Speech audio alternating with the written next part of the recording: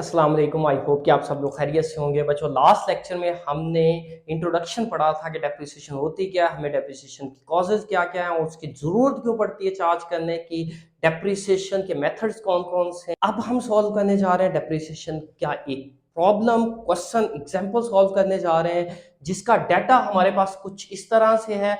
1 January 2019 we have purchased a machinery of rupees 80,000 और उस पे जो डेप्रिसिएशन का रेट है वो 10% है और हमें डेप्रिसिएशन का जो मेथड बताया गया that is direct, straight line method या फिक्स इंस्टॉलमेंट मेथड। ये सारे इसी के नाम हैं। सबसे पहले ये देख लें कि हम इसकी एंट्री किस तरह से पास करेंगे। बज़ाहिर है कोई भी चीज अकाउंटिंग में एंट्री की बेस के बगैर शुरू नहीं होती। तो एंट्री जब हम एसेट परचेज करेंगे, हमने चूंकि मशीन खरीदी है 80,000 की, तो क्या एंट्री होगी भाई? मशीन हमारे पास आ रही है, अंडरस्टूड सी बात है, मशीन अकाउंट हमारा डेबिट हो जाएगा। एसेट है, एसेट इंक्रीज होता है तो ऑब्वियसली इट्स बिकम डेबिट। और क्रेडिट क्या होगा भाई? पैसे दिए होंगे या देने होंगे, अकाउंट रिसीवेबल पेएबल या फिर कैश या अकाउंट बैंक अकाउंट जो है वो आपके पास क्रेडिट हो जाएगा, वॉट एवर द केस। कितने से जी? 80,000 से ये डेबिट हो गया और 80,000 से ही ये क्रेडिट हो गया। कब? 1 जनवरी 19 को, 2019 को। ठीक है। उसके बाद भाई जब साल खत्म होगा 31 दिसंबर 2019 आएगा, देन आपको क्या करना है? इस पे डेप्रिसिएशन चार्ज करनी। पूरा साल हो गया, आपने इस मशीन को इस्तेमाल किया जिसकी वजह से इसकी वैल्यू में डिक्रीज आया है। उस डिक्रीज की आपने एंट्री पास करनी है, आपने उसको एक्सपेंस बनाना है। तो भाई डेप्रिसिएशन एक्सपेंस होता है, डेप्रिसिएशन एक्सपेंस अकाउंट डेबिट। और इसकी जगह पे वैसे अकोमोलेटेड डेप्रिसिएशन लिखते हैं, लेकिन अगर आप अक्यूमुलेटेड यूं लिख के डेप्रिसिएशन और किस पे है जी? ऑन किस पे है जी? मशीन पे। तो मशीन अकाउंट एक्चुअली आप इसको अगर यूं समझ लें तो आपके लिए आसान हो जाएगा। भाई मशीन की वैल्यू में कमी आ रही है, वो जो कमी आ रही है उतनी वैल्यू से मशीन आपकी क्रेडिट हो जाएगी। मशीन में कमी आ रही है, मशीन आपका एसेट है, एसेट में कमी आती है तो वो डिक्रीज हो रहा है, मतलब क्रेडिट होगा। तो भाई ये आएगी वैल्यू कैसे? 80,000 का आपने मशीन खरीदी थी, रेट ऑफ डेप्रिसिएशन कितना है जी? 10%। ठीक है। तो इसको क्या करेंगे? 10 से मल्टीप्लाई कर देंगे, परसेंटेज को खत्म करने के लिए 100 से डिवाइड कर देंगे, ये जीरो कट जाएंगे तो आपके पास एनुअल डेप्रिसिएशन कितनी बनती है? 8,000। मीन साल के लास्ट पे ये वैल्यू इस मशीन की कितनी कम हो गई है? 8,000। 8,000 से आपका एक्सपेंस बन जाएगा और 8,000 से आपकी मशीन कम हो जाए। अब हम बनाएंगे इसका फॉर्मेट। तो भाई इसका फॉर्मेट वैसे ही है जैसे हम लेजर बनाया करते थे। लेजर के फॉर्मेट के लिए हमें क्या करना पड़ता था? सेंटर में एक मेन लाइन लगाते हैं, टी अकाउंट होता है ना ये, तो टी अकाउंट के लिए मेन लाइन लग गई, यूं ये टी बन गई। अब इसके यहाँ पे सबसे पहले आपने ये डेट का कॉलम बनाना है, मैं यहां से ही बना रहा हूं। ये डेट का कॉलम ये बन गया, डेट का कॉलम।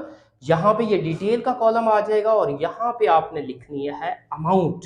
ठीक है। यहां पे फिर इस साइड पे अगेन डेट का कॉलम और यहां पे फिर आपने लिखनी है अमाउंट और दरमियान में डिटेल्स आ जाएंगे। ठीक है। और यहां पे भी लाइन लगा लेनी है। ये आपका इसका फॉर्मेट जो है वो बन गया। यहां पे भी चाहे तो आप लाइन लगा लें। ठीक है। अब यहां पे सबसे पहले क्या लिखेंगे? डेट, डिटेल्स, अमाउंट या रुपीज व्हाटसोएवर यू वांट। यहां पे अगेन डेट, यहां पे डिटेल, या हम पर्टिकुलर्स भी लिखते हैं, जो मर्जी, इससे ज्यादा डिफरेंस नहीं पड़ता। ठीक है। ये आपकी क्रेडिट साइड कहलाती है और ये वाली ऊपर कुछ इंफॉर्मेशन लिखी हुई है, इग्नोर कीजिएगा, ये डेबिट साइड कहलाती है। अब यहां पे ये आप लेजर बना रहे हैं किसका? मशीन का, तो यहां पे आप लिख देंगे मशीन अकाउंट। ठीक है। अब रिमाइंड करें जस्ट कि हमने पहली एंट्री क्या पास की थी और कब पास की थी। हमने एक मशीन खरीदी है 1 जनवरी 2019 में और हमने मशीन की एंट्री पास की थी मशीन डेबिट, कैश क्रेडिट। तो भाई मशीन डेबिट हो रहा है तो उसको जब हम लेजर में पोस्ट करते थे तो हम डेबिट साइड पे उसको लिखते थे। तो भाई इसको डेबिट साइड पे लिखे, सबसे पहले यहाँ पे डेट लिख लें 1 जनवरी 2019 डेट लिखने के बाद यहाँ पे इसको पोस्ट करना है। तो भाई ये किस नाम से पोस्ट होती थी, टू ऑपोजिट जो साइड होती थी, हमने क्या किया, मशीन डेबिट और कैश क्रेडिट। तो यहाँ पे जो ऑपोजिट साइड है मीन कैश लिखेंगे, टू कैश अकाउंट, ठीक है। और वैल्यू कितनी है 80,000, तो इसके सामने 80,000 आ गया। अब पूरा साल गुजरा, हमने मशीन को यूटिलाइज किया, उससे चीजें बनाई और हमारी मशीन की वैल्यू में डिक्रीज आ गया, जिसको हम क्या कह रहे हैं, डेप्रिसिएशन। तो आपको करना क्या भाई, यहाँ पे 31 दिसंबर को आपने एक और एंट्री पास की है 2019 को, जिसमें आपने क्या किया, डेप्रिसिएशन अकाउंट डेबिट और मशीन अकाउंट क्रेडिट। तो भाई यहाँ पे मशीन क्या हो रही है, क्रेडिट हो रही है, ये क्रेडिट साइड है। तो क्रेडिट साइड पे इसको पोस्ट करेंगे, लेकिन किस नाम से, यहाँ पे हम लिखेंगे फ्रॉम डेप्रिसिएशन अकाउंट। डेप्रिसिएशन की वजह से मशीन क्रेडिट हुई है ना, तो डेप्रिसिएशन ऑपोजिट साइड, सिंपल अगर जर्नल एंट्री की आप समझे तो ये हमने वैल्यू निकाली है कितनी, 8,000, राइट।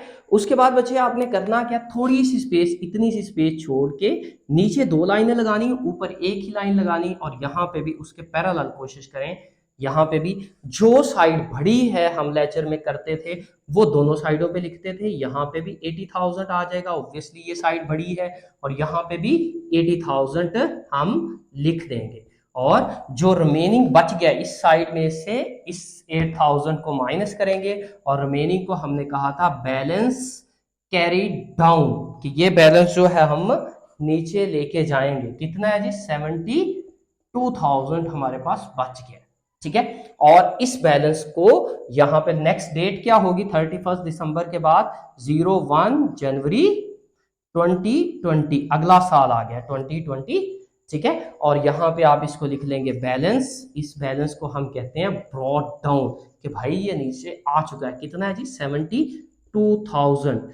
फिर आप उसी वैल्यू पे डेप्रिसिएशन चार्ज करेंगे, फिक्स इंस्टॉलमेंट और रिड्यूसिंग बैलेंस मेथड में जस्ट डिफरेंस ही ये है कि यहाँ पे हमेशा हमने जितने में चीज खरीदी थी उसी वैल्यू पे डेप्रिसिएशन चार्ज करते जाना है। तो हम क्या करेंगे, 80,000 का 10% लेंगे, ऑब्वियसली वो फिर जो है वो 8,000 ही आएगा। 31 दिसंबर 2020 को हम क्या एंट्री पास करेंगे, फ्रॉम डेप्रिसिएशन। डेप्रिसिएशन की वजह से हमारे पास मशीन जो है वो क्रेडिट हो रही है, कितने से, 8,000 से, तो यहाँ पे लिख दिया।